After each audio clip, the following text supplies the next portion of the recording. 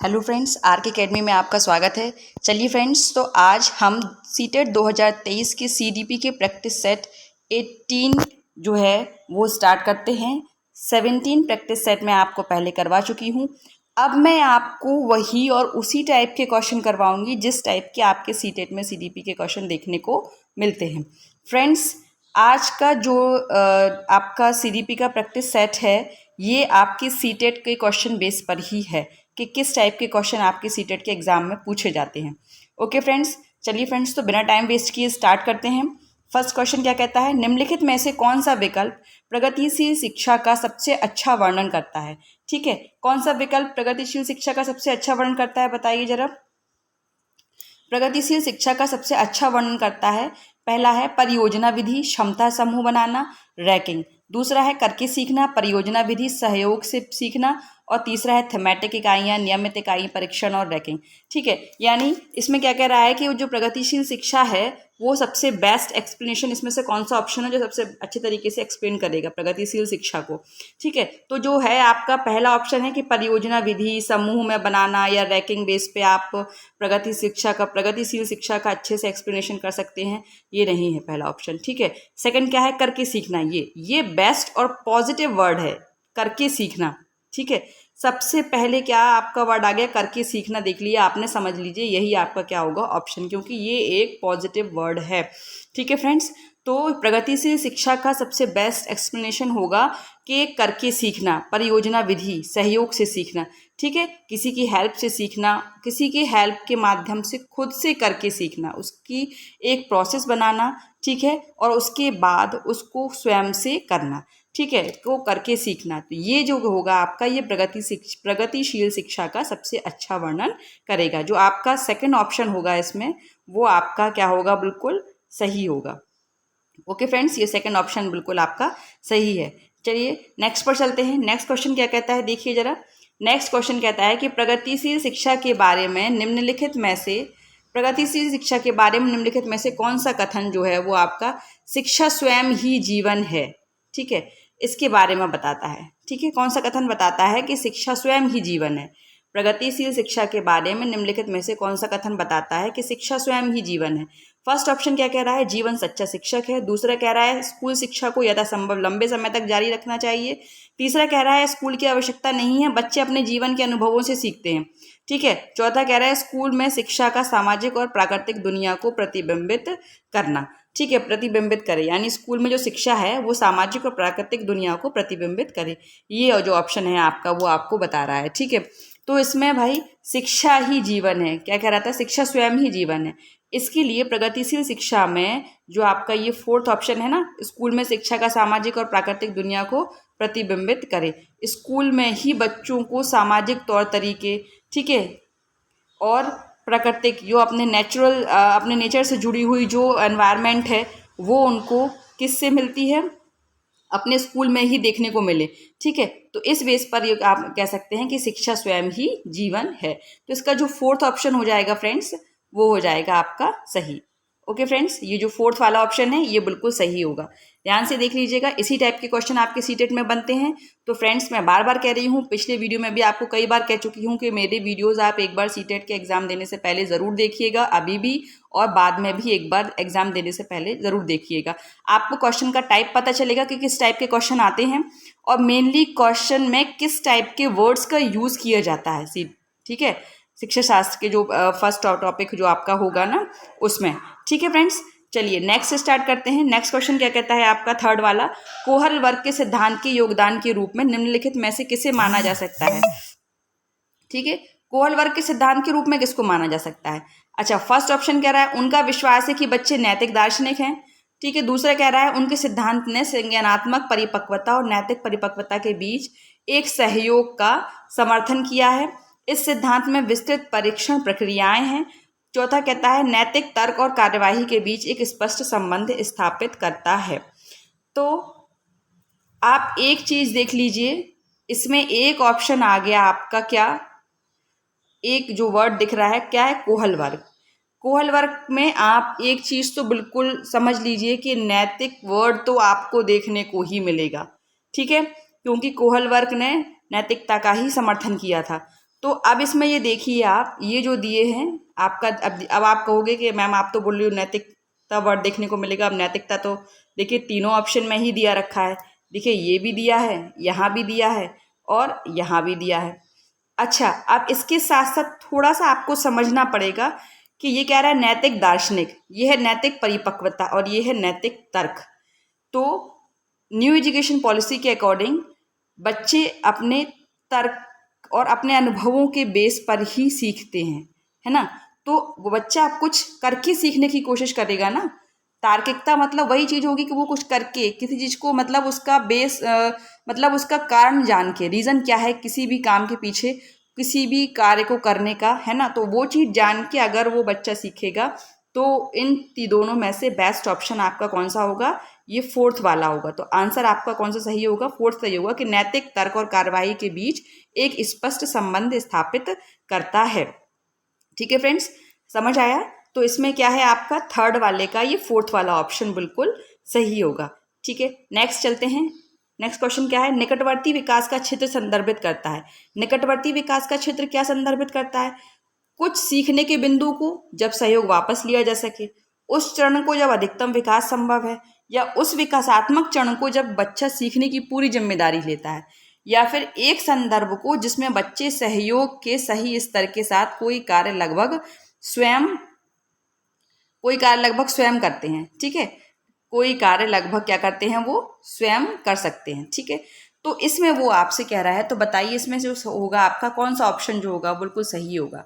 निकटवर्ती विकास का क्षेत्र संदर्भित करता है। अब आप बताइए, इसको जरा थोड़ा सा ध्यान से पढ़िए और बताइए कि निकटवर्ती विकास का जो क्षेत्र है वो क्या संदर्भित करता है। मैंने आपको पहले भी बताया था, आपको चारों ऑप्शन बहुत ही ध्यान से बिल्कुल पीसफुल माइंड से पढ़ने हैं। उसके बाद आपको जो सबसे बेस्ट लगता है, ठीक है, तो वो आपको टिक करना है। ठीक है, जैसे लिखा हुआ है इसमें, कुछ सीखने के बिंदु को जब सहयोग वापस लिया जा सके, मतलब सिर्फ कुछ ही पॉइंट आप बच्चे की हेल्प कर रहे हो, ठीक है, और हेल्प करने के बाद आपने उसकी हेल्प करना बंद कर दिया, फिर आप सिर्फ उसके कुछ ही बिंदु सिलेक्ट करोगे। ठीक है, नेक्स्ट क्या कर रहा है, उस चरण को जब अधिकतम विकास संभव हो, या फिर आप वो पॉइंट देखोगे, वो स्टेज देखोगे जब उसका सब डेवलपमेंट सबसे ज़्यादा हो रहा होगा। ठीक है, थर्ड क्या कर रहा है, उस विकासात्मक चरण को जब बच्चा सीखने की पूरी जिम्मेदारी लेता है, या फिर आप डेवलपमेंट की वो स्टेज देखोगे कि जब बच्चा बिल्कुल सीखने के लिए पूरी तरीके से प्रिपेयर हो गया, वो उस चीज़ के लिए बिल्कुल अपने ऊपर रेस्पॉन्सिबल हो लेगा, रिस्पॉन्सिबिलिटी खुद ही लेगा कि हाँ अब मैं पूरी तरीके से तैयार हूँ सीखने के लिए, या उस स्टेज को देखेंगे आप। फोर्थ कह रहा है, या एक संदर्भ को जिसमें बच्चे सहयोग के सही स्तर के साथ कोई कार्य लगभग स्वयं करके सीखते हैं। देखिए फ्रेंड्स, मैंने अभी आपको जो फर्स्ट क्वेश्चन था उसमें ही बताया था, स्वयं कर सकते हैं, है ना, स्वयं कर सकते, यानी ये जो आपकी लाइन आ गई ना, देखिए ये जो आपकी लाइन दिख रही है ना यहाँ पे, स्वयं कर सकते हैं, ये वर्ड आप बहुत ही ध्यान से समझिएगा इसको, क्योंकि स्वयं करके सीखना एक पॉजिटिव वर्ड है, मैंने अभी भी बताया था आपको, तो इस पर ही आपको टिक करना है। ठीक है, तो फ्रेंड्स ये जो होगा आपका, इसमें आप कह सकते हो कि ये फोर्थ वाला ऑप्शन जो होगा ना, ये बिल्कुल सही हो जाएगा।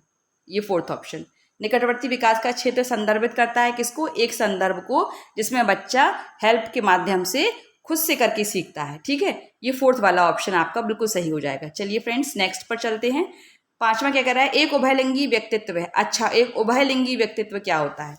ठीक है, उभयलिंगी व्यक्तित्व क्या होता है, समाज में प्रचलित रूढ़िवादी लिंग भूमिकाओं का पालन करता है, या फिर स्त्री लक्षणों वाले पुरुषों को संदर्भित करता है, या फिर तीसरा में आम तौर पर माने गए पुरुष और स्त्री गुणों का समायोजन होता है, चौथा है दृढ़ और अहंकारी होने की आदत है। अच्छा फ्रेंड्स, इसमें देखिए जो उभयलिंगी से समझिए आप, उभयलिंगी मतलब वो इंसान जिसके अंदर मेल और फीमेल दोनों के क्या होते हैं, आपके लक्षण देखने को मिलते हैं। ठीक है ना, तो इसमें जो आपका थर्ड ऑप्शन वो बोल रहा है ना, ये बोल रहा है थर्ड ऑप्शन कि जिसमें आपका आमतौर पर माने गए पुरुष और स्त्री गुणों का समायोजन होता है। ठीक है, तो ये जो थर्ड ऑप्शन होगा ये बिल्कुल सही होगा आपका। नेक्स्ट पर चलते हैं। सिक्स क्वेश्चन क्या कहता है, देखिए एकाकी बुद्धिमानी का सिद्धांत क्या कहता है कि फर्स्ट ऑप्शन है प्रभावी अध्यापन के द्वारा बुद्धि बढ़ाई जा सकती है, बुद्धि तेजी से बढ़ाई जा सकती है। तीसरा, बुद्धि कई प्रकार की हो सकती है। चौथा, पेपर पेंसिल परीक्षण सहायक नहीं है। इसका एकाकी बुद्धिमानी का सिद्धांत सीधा सीधा आपका यही है कि बुद्धि क्या होती है, कई प्रकार की होती है। तो फ्रेंड्स, ये जो हो जाएगा आपका सही ऑप्शन हो जाएगा कि बुद्धि जो होती है वो आपकी कई प्रकार की हो सकती है। ये 6 क्वेश्चन का आंसर है, थर्ड वाला।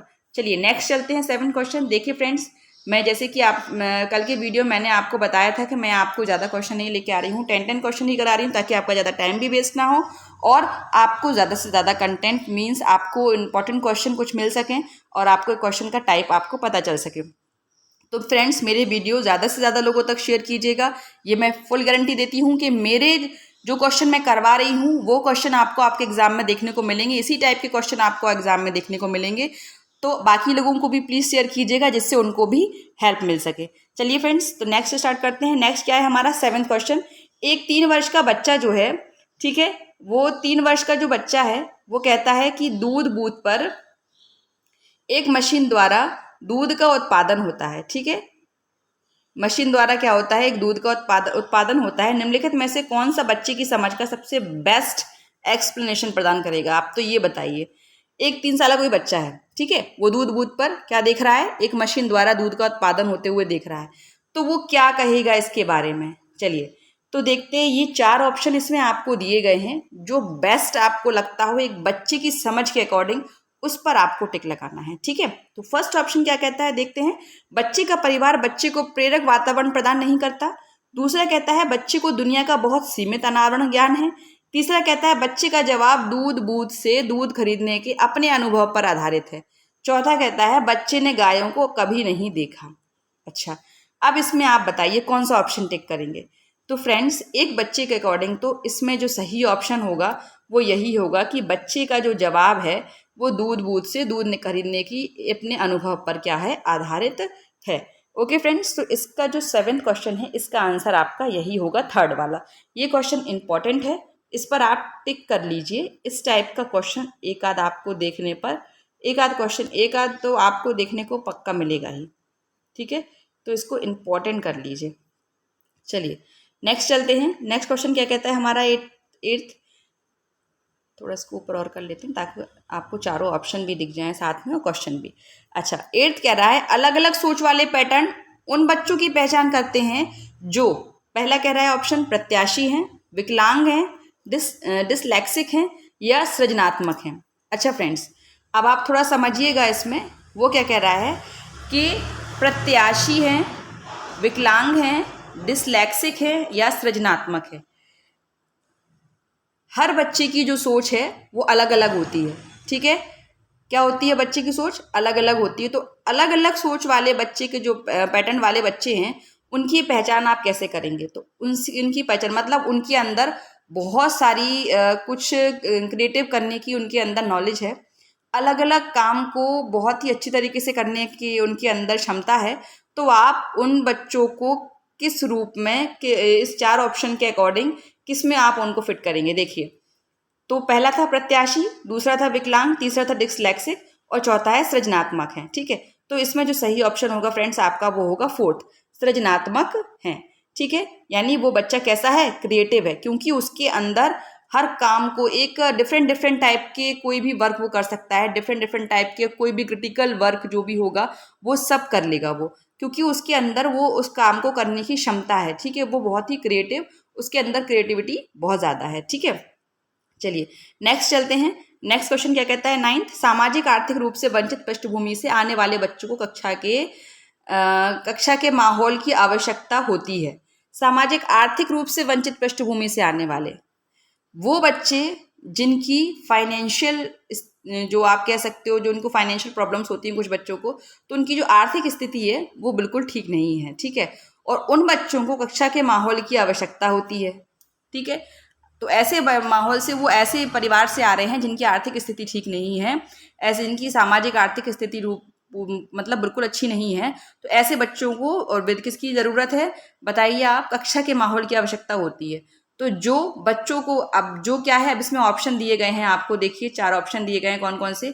बच्चों को उनकी क्षमताओं के आधार पर वर्गीकृत करता है, दूसरा है उन्हें अच्छा व्यवहार सिखाता है, तीसरा, उनके सांस्कृतिक और भाषाई ज्ञान को महत्व देता है तथा उन पर उपयोग करता है। चौथा है, उनकी भाषा के उपयोग को हतोत्साहित करता है ताकि वे मुख्य आधार की भाषा सीख सकें। अच्छा फ्रेंड्स, ये तो आप बिल्कुल मत लगाइएगा। ये जो फोर्थ ऑप्शन जो है ना, फोर्थ वाला, ये तो बिल्कुल मत लगाइएगा, ताकि मुख्य आधार की भाषा को सीख सकें, ये तो ये मत लगाइए, क्योंकि इसमें भाषा से कोई मतलब नहीं है। ठीक है। अच्छा, थर्ड कह रहा है कि उनके सांस्कृतिक और भाषाई ज्ञान को महत्व देता है। अच्छा, ये चीज हो सकती है कि उनके जो सांस्कृतिक, जो उनकी संस्कृति है उसको, और जो उनकी लैंग्वेज है उसको अगर वो इम्पोर्टेंस दे रहे हैं तो उनका उपयोग करता है। ठीक है, तथा उनका उपयोग करता है अगर वो, तो वो क्या होगा, उन बच्चों को अच्छे से अच्छा कक्षा का माहौल हम दे सकते हैं। कब? जब एक टीचर ये करेगा, उस क्या उनकी संस्कृति और उनकी लैंग्वेज को जब वो इम्पोर्टेंस देगा, और ठीक है, और उनका उपयोग भी करेगा क्लास में, ठीक है, तो तब वो बच्चे को अच्छा माहौल कक्षा में मिल सकता है। तो फ्रेंड्स, इसमें जो थर्ड ऑप्शन होगा वो बिल्कुल सही होगा, थर्ड वाला ऑप्शन सही होगा। ठीक है फ्रेंड्स, तो इस पे थर्ड पर टिक कर लीजिए, थर्ड वाला ऑप्शन आपका इसमें बिल्कुल सही है। देखिए, यही पूछा था ना, सामाजिक आर्थिक रूप से वंचित पृष्ठभूमि से आने वाले बच्चों को कक्षा के माहौल की आवश्यकता होती है, जो कि क्या हो, बताइए, जो उनके सांस्कृतिक और भाषाई ज्ञान को महत्व देता है तथा उनका उपयोग करता है। तो फ्रेंड्स, इसका थर्ड आंसर जो होगा वो बिल्कुल सही हो जाएगा। चलिए नेक्स्ट, और आज की वीडियो के लास्ट क्वेश्चन पर चलते हैं। क्या कहता है लास्ट क्वेश्चन? बच्चों में प्रतिभाशीलता डैश, यानी जो भी पॉइंट आएगा इसके कारण हो सकती है। अब ये चार ऑप्शन आपको दिए हैं। एक, अनुशासित दिनचर्या से, ठीक है, यानी वो जो एक डिसिप्लिन पूरा आपका दिनचर्या हो। दूसरा कहता है अनुवांशिक और वातावरण के बीच अंतःक्रिया, यानी जो उनके पैतृक कुछ उसके अंदर लक्षण, कुछ एनवायरनमेंट से सीखना, ठीक है, उनके बीच का मतलब समायोजन। और तीसरा, एक संसाधन समृद्ध वातावरण, जिसमें मतलब वो वातावरण, वो एनवायरनमेंट जिसमें उसको सारी फैसिलिटीज मिलती हों। ठीक है। चौथा कहता है सफल माता पिता, जिसके पेरेंट्स बिल्कुल सक्सेस हो। ठीक है। तो एक बच्चों में प्रतिभाशीलता किसके कारण हो सकती है? इस सब में से सबसे बेस्ट होगा कि बच्चों में प्रतिभाशीलता जो होगी वो अनुवांशिक और वातावरण के बीच एक अंतःक्रिया से वो उसको हो सकती है। ठीक है। बच्चे के अंदर कुछ पैतृक लक्षण और कुछ चीज़ें जो उसके पैतृक हैं, और कुछ जो उसने अपने आसपास के वातावरण के समायोजन से सीखी हैं। ठीक है। तो इन सब के कारण जो प्रतिभाशील बच्चा है वो क्या हो सकता है, वो बच्चा प्रतिभाशील हो सकता है। इन सब चीज़ों की अगर ये चीज़ें उसके अंदर हैं, कुछ उसके अनुवांशिक उसके लक्षण और कुछ वातावरण से सीखे हुए समायोजन से, तो वो बच्चा आपका प्रतिभाशीलता उस बच्चे के अंदर देखी जा सकती है। ठीक है। तो 10th का जो है वो आपका सेकंड ऑप्शन बिल्कुल सही हो जाएगा। चलिए फ्रेंड्स, तो ये था हमारे आज के वीडियो का लास्ट क्वेश्चन। फ्रेंड्स, मेरे वीडियो में वही क्वेश्चन है, उसकी लैंग्वेज क्वेश्चंस की वही है जो कि आपकी सीटेट के एग्जाम में पूछी जाएगी। इसमें मोस्टली क्वेश्चन प्रीवियस ईयर के ही हैं। तो फ्रेंड्स, प्रीवियस ईयर के क्वेश्चन ही आते हैं, थोड़ा सा चेंजेस कर दिया जाता है लैंग्वेज में, बाकी सब यही आते हैं आपके। ठीक है। तो फ्रेंड्स, अगर आपको मेरा वीडियो अच्छा लगा हो तो प्लीज़ मेरे चैनल को सब्सक्राइब और वीडियो को लाइक और शेयर ज़रूर कीजिएगा। Thank you.